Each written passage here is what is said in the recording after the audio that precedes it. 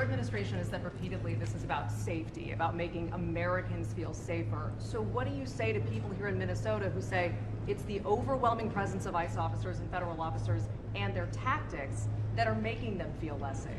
Well, one thing I would say is, first of all, we saw in 2025 the biggest one-year drop in murders in the history of the United States of America. Significant reductions in violent crime. The reason why we have less violent crime is really two reasons. Number one, because we're enforcing the immigration laws and getting very violent criminals out of our country. And number two, because we're enforcing our criminal laws and putting guys who assault and murder behind bars. This is part of a broad effort to make us safe. And the chaos that people are seeing, and I understand there is frustration of the chaos, I'd say that we're doing everything that we can to lower the temperature, and we would like federal and state and local officials to meet us halfway. Are you saying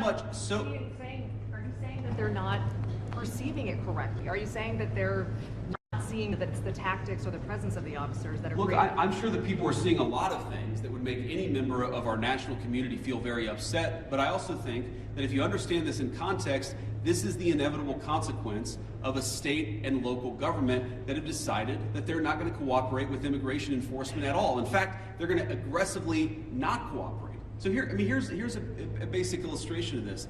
If you are an ICE officer and you have to arrest a person who's committed assault and is also an illegal alien, but the state and local officials won't help you identify that person, many of the things that people in Minneapolis are seeing that give them pause, that frustrate them, that worry them, that make them feel like things are too chaotic, many of these things are coming from the fact that there's no cooperation with state and local law enforcement. And I guess what I would tell people, again, many of whom are justifiably concerned and worried about what they're seeing in their communities, is why are we not seeing it anywhere else? We're seeing this level of chaos only in Minneapolis. LA and Chicago, we had some problems there.